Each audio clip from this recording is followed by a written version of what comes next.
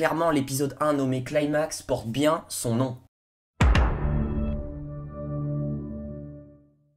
Et donc bonjour tout le monde, j'espère que vous allez tous très bien. Aujourd'hui on se retrouve pour une nouvelle vidéo, comme vous avez pu le voir sur le titre et sur la miniature. On va parler de l'épisode 1 de la saison 5 de Riverdale qui est sorti ce jeudi matin sur Netflix France, est sorti du coup à 2h du matin si vous voulez vraiment le voir en live sur la CW. Donc il était 21h aux États-Unis le mercredi, enfin vous m'avez compris. Force à tous les petits courageux qui l'ont regardé en live à 2h du matin, pas moi en tout cas. Et donc j'ai pu voir du coup ce premier épisode nommé Climax qui dure à peu près 42-43 minutes comme d'habitude de Riverdale saison 5, et je vous avoue ça m'avait un petit peu manqué. Et globalement c'est un épisode que j'ai plutôt bien apprécié, avec de l'action, des rebondissements, du mystère. Je vais vous en parler en vidéo un peu de ce que j'ai retenu et de ce que j'en ai pensé aussi. Et donc d'entrée on se remet sur l'intrigue un petit peu de ces cassettes vidéo de qui est le voyeur, parce que justement on est sur place sur le meurtre justement de la dernière cassette qu'on a eu de Mr. Honey. On est sur place et on essaye de déchiffrer un petit peu ce que c'est. On sait que ça vient de Blue Velvet et on va en savoir vraiment plus sur Blue Velvet, qui est le voyeur. Et aussi on est directement d'entrée concerné par ce qui s'est passé à la fin, je vous le rappelle, de la saison 4, et notamment ce bisou entre Archie et Betty, parce que directement on a une scène entre Veronica et Archie où Veronica trouve la chanson que Archie a écrite à Betty pour lui chanter la dernière fois et dit tu peux pas me la chanter, etc. Et là ça fait remonter les souvenirs, et là on a un Archie tout au long de l'épisode qui va être un petit peu mal à l'aise, et je vais vous en parler un petit peu de la fin, de ce climax entre guillemets, de ce que j'en pense. Comme d'habitude nous avons un Hiram qui est menteur dans l'âme, bien sûr, qui ment à sa famille encore en disant que tout va bien alors que son cancer ça va pas très bien, parce qu'en fait en dehors de ça il frappe les gens, il est en train de tabasser des gens, il tue des gens, etc. Donc voilà, j'ai hâte de voir un petit peu Hiram Lodge, comment il va devenir dans la saison 5. Bon, on le savait un petit peu le synopsis en général, donc Betty et Jughead cherchent un petit peu des informations sur qui est le voyeur et ses cassettes vidéo. D'ailleurs intéressant le contact entre Betty et Jughead et Brett, où Brett on sent qu'il est dans l'affaire, Brett, Blue Velvet, les cassettes vidéo, le voyeur, on sent qu'il est au courant. Alors j'ai hâte d'en savoir un petit peu plus. J'ai une théorie sur Brett qui arrivera sur la chaîne YouTube bientôt, pour l'instant je vous la dirai pas, mais c'était intéressant ce petit dialogue. À côté bien sûr on a du coup le combat de boxe entre Kao Kelly et du coup Archie Andrews. Et ce que je ne savais pas, c'est que Kao Kelly vient bien de l'univers de Katy Keene, mais je ne savais pas que c'était le petit ami de Katy Keene, clairement. Donc c'était plutôt cool. Après ce qui est un petit peu dommage, c'est que justement il fasse pas apparaître Katy Keene. Je pensais que Katy Keene serait venue voir son mec du coup à Riverdale, et pas du tout. C'est un peu dommage parce que ça aurait fait une bonne petite fusion entre le couple Varchi, l'ex-couple Varchi, on va en revenir en vidéo, et du coup le couple Kao Kelly et Katy Keene. C'est dommage qu'il y ait juste Kao Kelly qui arrive dans Riverdale, et j'espère qu'on verra peut-être Katy Keene un jour dans la saison 5, peut-être après dans le temps, pourquoi pas. Ça fait plaisir de revoir le couple Fangs et Kefin, enfin j'étais super content, parce que c'est vrai que pendant la saison 4 c'était un petit peu ambigu, et là on les voit au bal de promo, on les voit avant ensemble, ça fait super plaisir, ils vont super bien ensemble, et du coup je suis super content, je suis refait. Et ce qui est intéressant dans cet épisode, c'est plus on avance dans l'épisode, plus justement on sait que ça va sortir ce bisou entre Betty et Archie, parce que vraiment on a que vraiment des petites références, des petits trucs. Véronica elle chante en plein public la chanson qu'Archie a chanté à Betty. Après Véronica dit je t'aime à Archie, enfin bref, il y a plein de scènes où justement ça renforce encore plus ce bisou entre Archie et Betty, ce bisou un petit peu dramatique justement.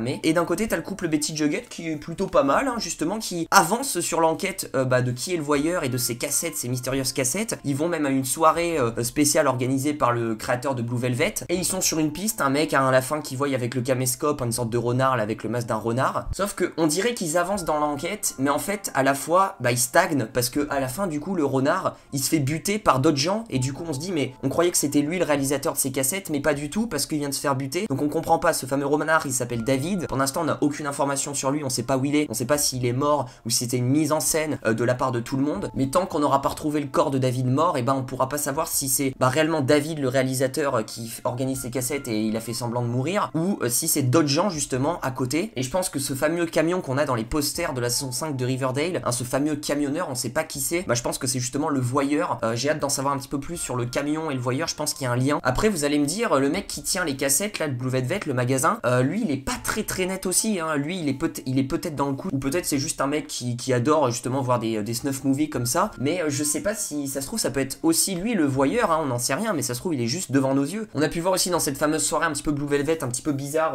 on a pu voir Jelly Bean qui était là. Alors bon, elle dit ouais c'est une copine qui m'a dit de venir, etc. Ok cool, mais on sait que Jelly Bean il va lui arriver un truc dramatique dans la saison 5, dans la bande annonce on peut la voir, elle est menacée d'un couteau à un moment sur son lit, donc attention Jelly Bean, c'est vrai qu'elle m'a l'air un petit peu genre je fais la thug et tout, ça y est je suis adolescente, crise d'ado, je vais un petit peu où je veux et tout. Attention à Jelly Bean parce que elle pourrait lui arriver un truc très grave. Bien sûr la victoire de Kao Kelly sur Archie Andrews, mais ça c'était un petit peu évident j'ai envie de dire, parce que Kao Kelly bah c'est un pro dans la boxe et tout, et Archie bon franchement s'il gagnait ça aurait été un peu du vol, parce que Archie il fait de temps en temps de la boxe, à côté il tient un truc de boxe, enfin je veux dire c'est pas un boxeur professionnel. Et du coup on a ce fameux secret entre Tony et Cheryl qui a été révélé. Alors mes théories tombent à l'eau, mais totalement il n'y en a pas une qui est validée sur ce fameux secret, hein. J'avais fait une vidéo que Tony cache à Cheryl et que Cheryl va découvrir. En fait c'est en rapport avec les deux familles qui s'aiment pas. En fait Tony déjà elle a plus ses parents, elle a juste ses grands-parents, et sa grand-mère du coup ne veut pas qu'elle sorte avec un Blossom ou une Blossom, parce que ben il y a des antécédents de famille, parce que les Blossom leur ont tout piqué à la famille Topaz, et c'est pour ça en fait que ce secret Tony voulait pas l'avouer. Ça a aucun rapport avec le couple gay ou justement le fait qu'elle soit enceinte, etc. Ça a aucun rapport. Je pense que le fait qu'elle soit enceinte ça sera après le bond dans le temps, et je pensais que c'était justement avec cette homosexualité, hein, dans certaines familles ça passe pas tellement quand on le dit. Et ben pas du tout, elle s'en fout, c'est juste en fait bah la grand-mère elle a vu une Blossom et elle veut pas du tout que sa petite fille sorte avec une Blossom. Alors la question c'est est-ce que c'est vrai que dans le bon dans le temps Tony va être enceinte, donc forcément je pense que le couple Shawnee ça va être compliqué. En plus j'ai lu un peu des trucs, Cheryl dans le bon dans le temps bah ça va être compliqué pour elle apparemment, il va lui arriver beaucoup de choses, mais pas dans le sens positif du terme. Donc je pense que le couple s'éteint petit à petit, le bal de promo se déroule hein, un petit peu à la fin de l'épisode, et là je m'y attendais pas, j'avoue je m'y attendais pas, mais bon il fallait quand même un petit peu s'en douter. Ben là tout s'éteint, tout le monde danse, tout le monde était content, Cheryl et Tony reçoivent la couronne, voilà officielle machin et tout, et là tout s'éteint, et là on a une image, une vidéo du coup de ce fameux David avec le masque renard qui se fait poignarder de partout, et ça m'a pas l'air fake hein, vraiment il est poignardé à sang, il est mort le gars, et là c'est assez dramatique en plein milieu du bal de promo.